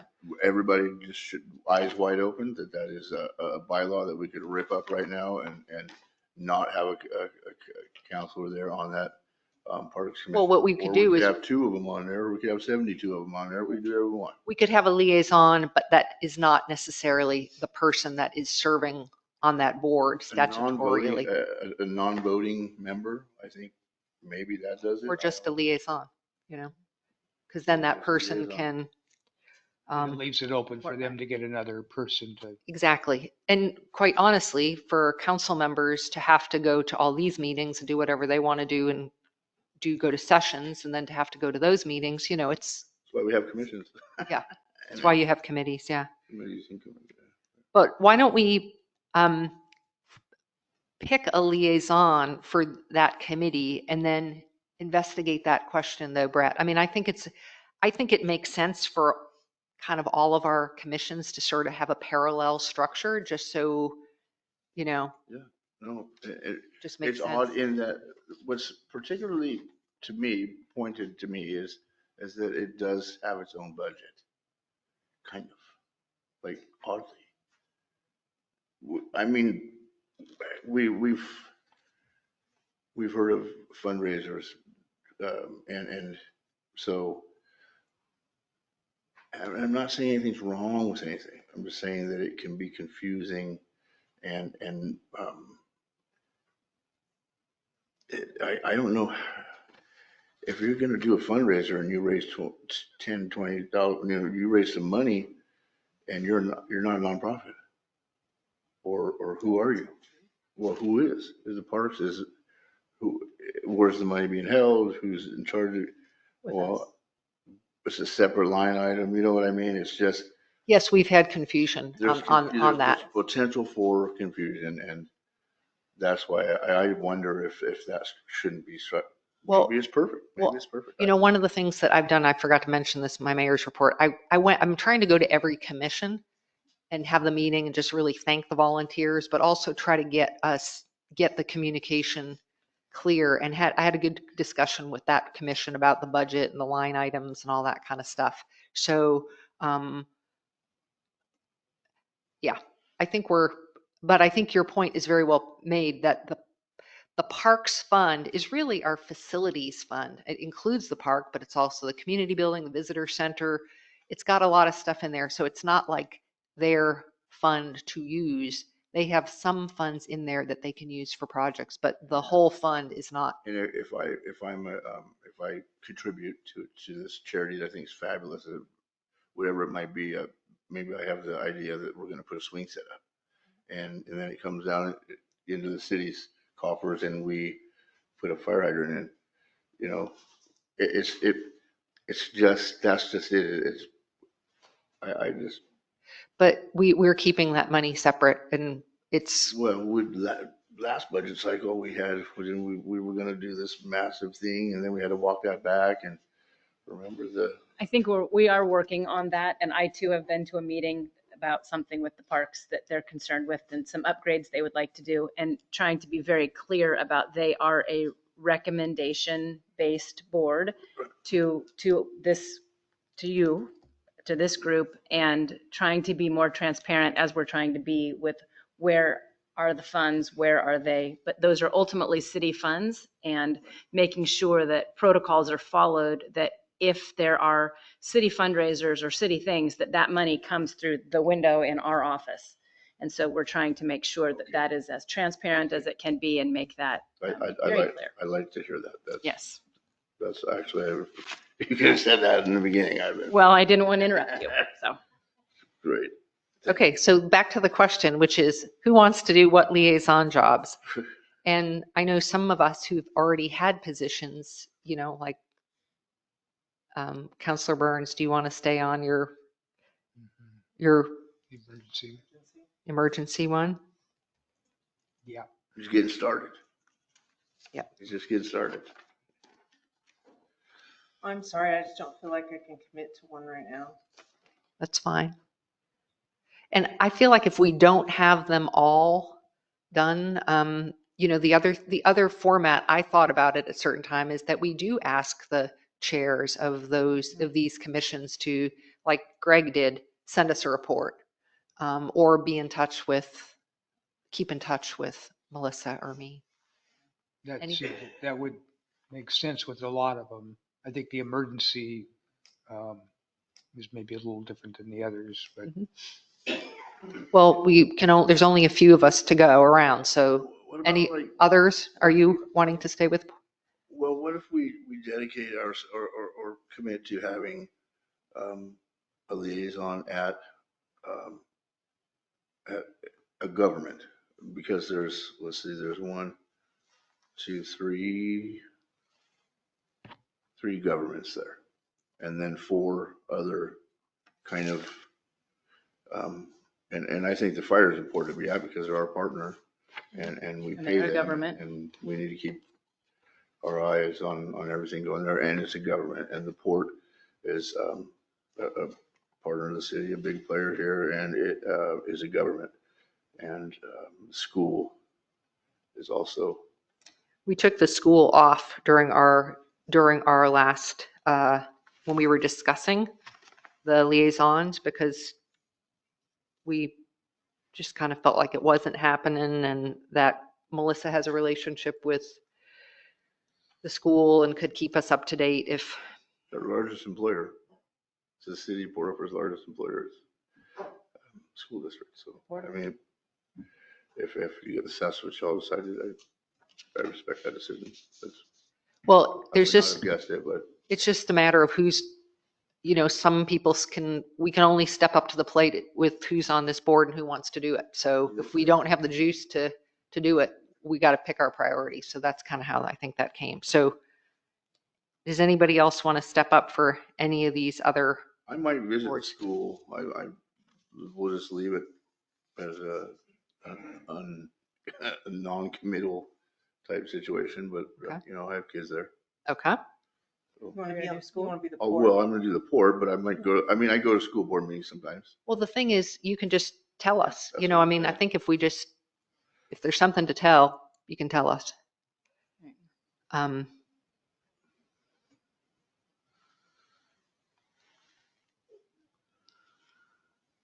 Does anybody have an interest in doing parks? I would do parks. Wonderful, Sarah. Thank you, Commissioner Levendahl. Okay, we got Gary on emergency prep, historic preservation. And so that leaves historic preservation. Are you going to keep doing the port, Brett? Yeah. Yes, ma'am. Yeah. So water. I have to go there anyway. Yeah. So this makes sense. I wonder if Rick Cook would, if there was anything to report for the historic, he would Yeah. probably, we could just approach him maybe. We could ask him to do that. He kind of pretty much keeps me in the circuit on everything as it is. And they do minutes and turn them in, so they do a good job of communicating with our office too. Some cities just have the minutes of the commission be part of the packet, you know? So we don't have to do this and that's why I'm kind of being open to, like, if it's not going to work, we don't have to do it. But it is a way that citizens and that we can learn what's going on in the city. So it's a benefit in that way. So are we doing fire or not? Yes, we would like to do fire. Would you like to do that? Yes. Excellent. Okay. Can I also join up with you On the. Yes. on emergency? Yep. Okay. Excellent. And I'm willing to continue to do the watershed from my mayor's position, and that leaves historic preservation. And Rick, as you say, is a very good one. So why don't we leave it at that? We had put Coast Health on there because of all of the changes that are happening and the idea that it might be good to have a counselor paying attention to that. And I'll mention that I also got an inquiry from ADAPT, who is the group that's going to come in and take over that clinic. They are standing up a behavioral health advisory committee right now for Curry County, and they're looking for people to volunteer to be on that advisory council. So I don't know if anybody here wants to do that. I actually asked Dr. Lowry if he'd be willing to do it because that's sort of up his wheelhouse, and he just retired, and you know how it is, get them while they're fresh. He worked with South Coast. Yeah, with Coast Community. Or Yeah. Coast, yeah. Yeah. But cares very much about healthcare in our community. So I thought that would be a good person. But if there's anybody on council who would like to serve in that advisory committee, that's another opportunity. Or if there's any citizens who have an interest in that, also you could be in touch with me and I would, give you the information. And we need to be getting that committee they're trying to stand it up soon. So what we could do, is there anybody else that wants to be the coast person? You want to try to do that? Okay. I'll put your name on that, Councilor Burns. Thank you. And okay. Excellent. Well, and I would say, I think we had this conversation, we had our council rules. If this doesn't work for us to do these liaison reports and we're trying to do them more by written to take less time. If it doesn't work, we can change that. That's part of our council rules. And so we're open to experiment and figure out how to make ourselves work well as a team. So, okay, moving on. 10C, delegating the temporary OLCC approvals to the administrator. I move that we delegate the approval of temporary OLCC applications to the city administrator. I'll second it. Any discussion? Okay, I'll call for the vote. Councilor Lovendall? Yes. Councilor Burns? Yes. Councilor Brennan? Yes. Councilor Webb? Webb, yeah. Councilor Rask? Yes. Okay, that was easy. So the thought is that I could bring those in my department report, just so people know that these are kind of quick and easy. Okay, number E. Yeah, E. Curtailment fee refunds. Melissa, why don't you tell us about this? Okay, so this was something that in being here this last year came to my office's attention as we were seeing these, looking through budgets and finding things that in 2022 and 2023, when curtailment fees were being assessed to citizens and accounts, the calculation for that was incorrect. And so we realized this. We want to make sure that those incorrect fees are returned to the citizens of whom they are owed. And so citizens that currently have active utility accounts will be credited with the money they are owed. And if there are inactive accounts, that we will then send checks to as best we can, to find the people or to do that as best we can to return those funds that were erroneously collected in prior years. And I need your approval to be able to make this right. I'll move to approve the curtailment fee refund for accounts erroneously charged. Second. Any discussion? I'm going to recuse myself from that. Okay, well, I think this is, I'll just mention that I think this is really important, and thank you to you and your staff for figuring this out and getting this situation sorted out. That's a wonderful thing. So I will call for the vote. Counselor Brennan? Yes. Counselor Rask? Yes. Counselor Burns? Yes. Counselor Lovendall? Yes. Counselor Webb, you are I'm recusing yourself. Okay. Okay. Okay. Moving right along to F, the Main Street Visitor Center Upgrade Grant. So, do you want to explain this? Sure. Hey. So in order to upgrade our much needed visitor center and also the restrooms there, our Main Street Committee has wants to turn in a grant to get funds to do improvements such as new heating, new flooring, new roof, things to be on there because it has been neglected for a very long time. And we actually have some Square Level and Plum has also donated money to this cause to show some match money for it. And so what we would actually owe, as you can see in the calculation there, that the cost to the city would be $7,500 to get all of these, again, new windows, improved heating, flooring, all of these things, and a roof. And so we would like to have this memo as support for the grant for Main Street.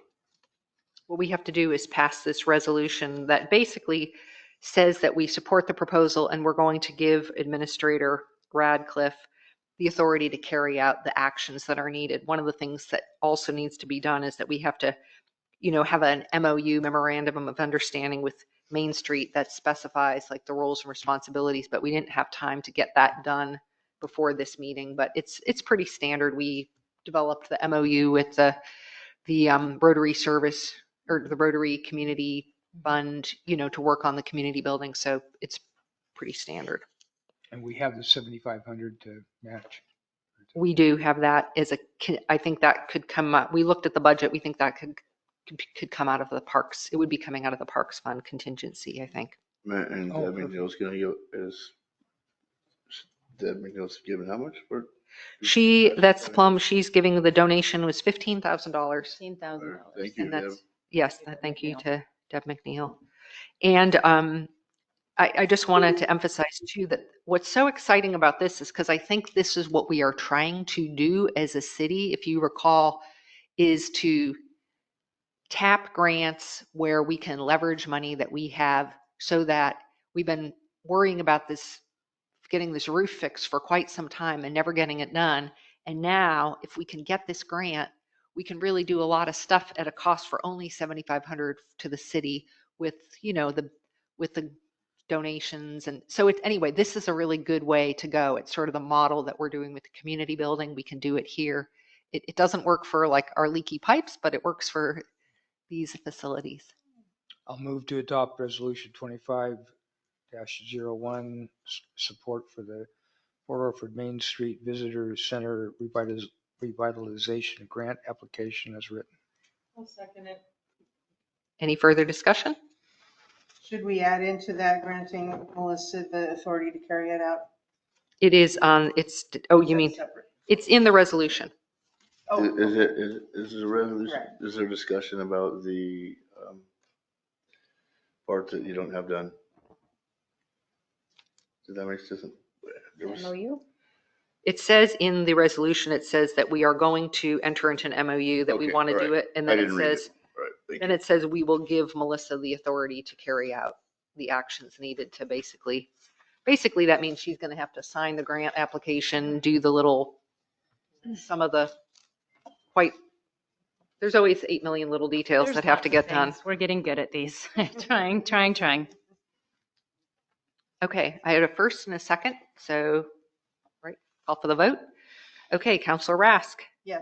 Counselor Webb, Webb, yes. Counselor Brennan, Yes. Counselor Lovendall, Counselor Burns. Yes. Okay, wonderful. So now number 12G is recognizing Counselor Radcliffe's first year of service. And so, Not the counselor. oh, Counselor, I'm sorry, CA, Administrator, sorry. Thank you. I can need help, That's too much at pressure. whatever time is this? Oh, it's only 7:15. Good, but it's 7:15. So I just wanted to, we brought you some flowers, and do you have the card? I'm gonna pass it down. We have a little card for you, Melissa, and we have those of us who have been on the city's journey for the past couple of years know what a tremendous what a tremendous asset you've been to our city. And so we're so grateful for your coming in and all the hard work you've put in to helping get our city back on track. And so I really wanted to acknowledge that. I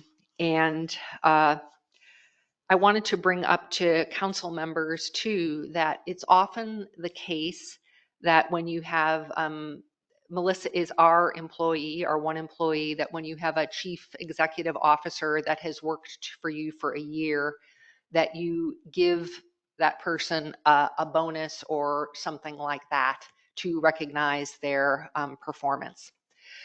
But we don't have any money. So even though I would love to give you, $1 million or whatever. Yes, You got a card and some daffodils that I picked. That's right. So we can't do that, but it occurs to me that what we could do is to give Melissa some days off that she could take.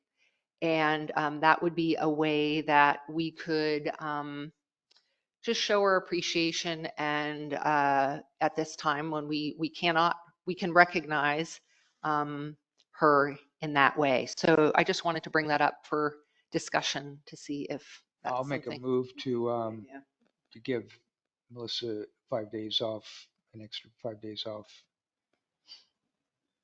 I'll second that. Is there any further discussion on that? So it's 5 days in addition. Is this a one-time bonus, or is this in addition to the vacation time that she receives? Or This would be, I think this is a one-time bonus. It would be in addition to her vacation. but not no tail? And what if she does a crummy job next year? We're going to take 5 days back. Right. You know what I mean? Yeah. So, okay, I understand. Well, Thank I you. think we're going to try to not, this is not a precedent-setting thing. It's this year. No, that's great. I'm sure she'd rather have a peanut butter sandwich. And if it turns out that we need to do it again, maybe. One of the things I can say from working with Melissa is that she often works long, and she does have flexibility with her hours. So, I mean, she could take time, but I think it's I think it's wonderful that we can tell her that we appreciate her in this way and try to, we want to keep her working hard for our city and doing all the good work she's doing. And part of that is recognizing and appreciating her. So that's it. Absolutely. Okay, so I've got a first and a second. Any further discussion? I'll call for the vote. Counselor Rask, Yes. Counselor Webb, Webb, yes. Counselor Lovendall, Yes. Counselor Brennan, Yes. Counselor Burns. Yes. Thank you very much. I appreciate you and everything else and my staff. And I've learned a lot in a year. And I will continue to learn and I will continue to make mistakes, but hopefully we can continue rectifying those and keep moving forward. So thank you. It's an honor to serve the city. Thank you. Yeah, you've done really a lot of work helping us. So anyway. Okay, well, now we're moving on to considerations of citizens. Do we have any citizens who would like to make comments? Penny, why don't you come up here and make your comment? Welcome. Thank you. Penny Cease, 834 Deedy Street, Port Orford. I was listening to Troy Russell give his presentation earlier, and I sort of felt like there was nothing much new in his presentation, and that was disappointing. There were some new pretty pictures that he gave us. He didn't even really talk about that aspect of his PowerPoint. But I'd like to make these points. Elk River Property Development's lease of the county land near the landfill was amended at the county in December of 2024. It had been stated that the land would be used for lodging, temporary lodging possibly, employee housing, I don't know. But anyway, that's changed. And now the new lease says that it will be used for recreation facilities or possibly an irrigation pond. And that would be a major change to the CUPs if the pond were located there. And I think that he probably should have mentioned that when he gave the presentation today.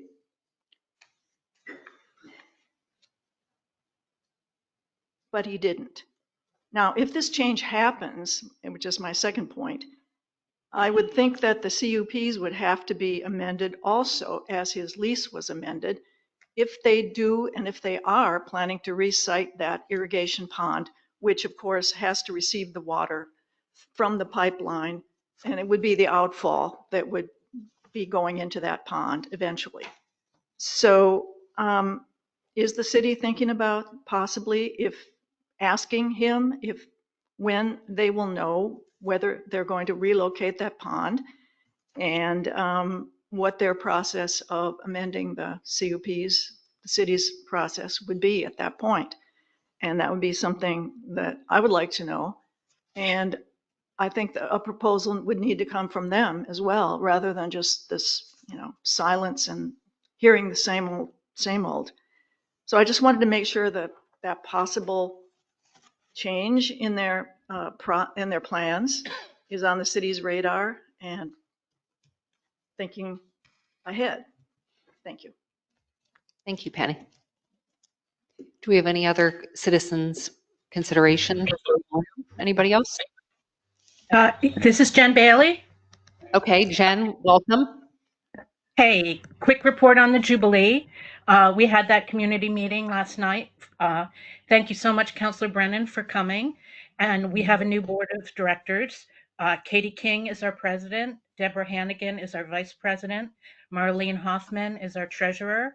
And I'm staying on as secretary. Who's the vice president, Jen? Deborah Hannigan. Deborah Deborah Hannigan. Hannigan is the manager of the senior center. Oh, okay. All right. Thank you. And Katie, that's Tasty Kate. Yep, we got Katie. And Yep. then the Excellent. Marlene Hoffman is the treasurer. Hoffman's treasurer. Fabulous. I'm so glad that you had a successful meeting, Jen. That's really good to hear. Yes, I'm feeling a lot better about things. So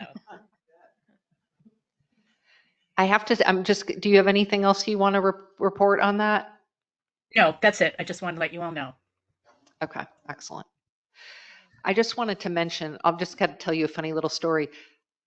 Earlier this year, I had a reason to, Alan Mitchell, who used to live here, sent me a bunch of slides, and one of them included some of the meeting minutes from the very first Port Orford City Council meeting. That was, Mayor Gable was here.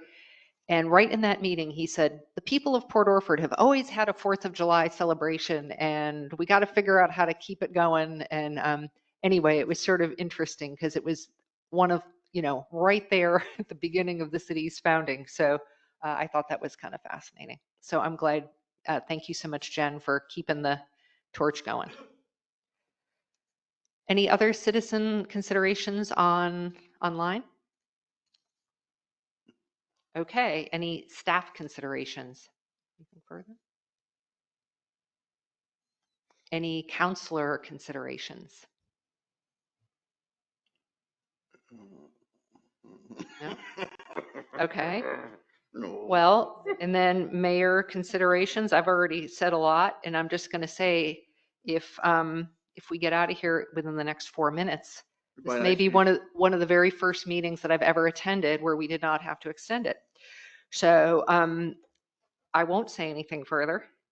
And we have our next regular meeting in a month, March 20th. We mentioned the finance committee meeting. I don't think we have a possible date for a work session ahead of the next meeting. If we wanted to do that for to kind of discuss the finance committee's findings or recommendations, but that could be a good thing. And if we can't schedule it now, it's kind of tricky, the timing, because I think the time we want to have the meeting is like when the Parks Commission meets, but if we wait the following week, it's too, Yeah, then it becomes too close to this meeting. this meeting. So it's a little bit tricky to find the perfect work session time. I think we haven't quite nailed that yet. Can we meet we can meet in the banquet room or the boardroom? Can we meet in that for a work session? Don't we have to be in public and have the, We could probably figure something out. I mean, it's, yeah, the other thing I wondered about is asking the Parks Commission if they would, mind moving it, but Are they on the 6th? they're on the 6th. They're on Thursday, the We could 6th. do it on the 5th. We've done that. We did that. We can't do that because the county is coming on the 5th. That's right. There's something else going on. The county, I should mention that, the county commissioners of Curry County are coming up for a meeting here on the 5th. I think that's when it's going to be very likely, yeah. I'm wondering if that same thing can happen at our first budget meeting, because that would involve the council. Well, the Full budget. And we could, The full budget committee, you mean? Mhm. well, I'm just wondering how different. Yeah. I'm just curious because of all of the complexity of the.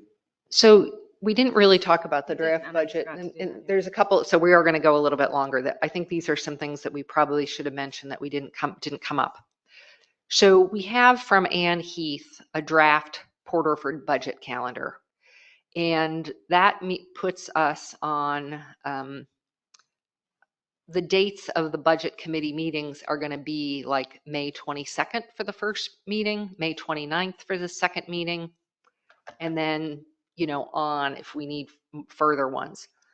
But Ann Heath is going to be preparing really our proposed budget this month, and she's going to be leaving in mid-April. So she wants to front load it and do a lot of stuff.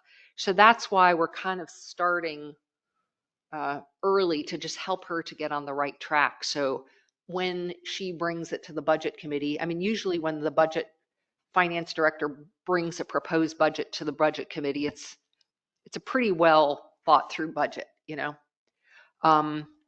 So mid-April is when she leaves. April 15th is when she's gone. Okay, I couldn't remember if it was mid-March or mid-April. No, it's so- mid-April is when she leaves.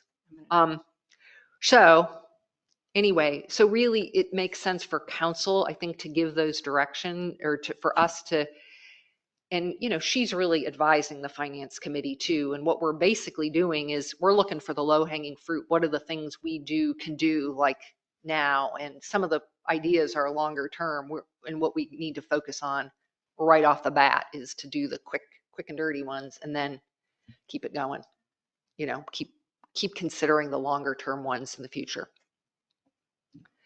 So I think maybe what we need to do is find a date, and I wonder if we can do that just via email.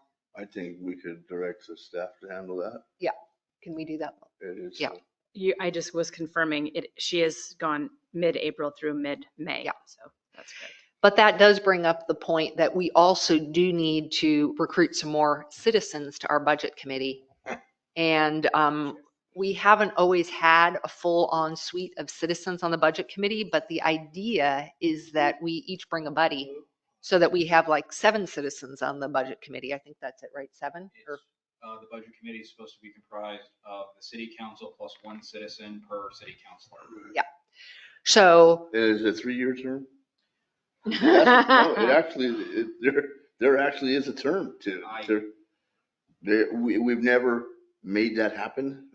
Because it's hard enough to get them to come to one meeting, let alone 3 years. Yeah. But,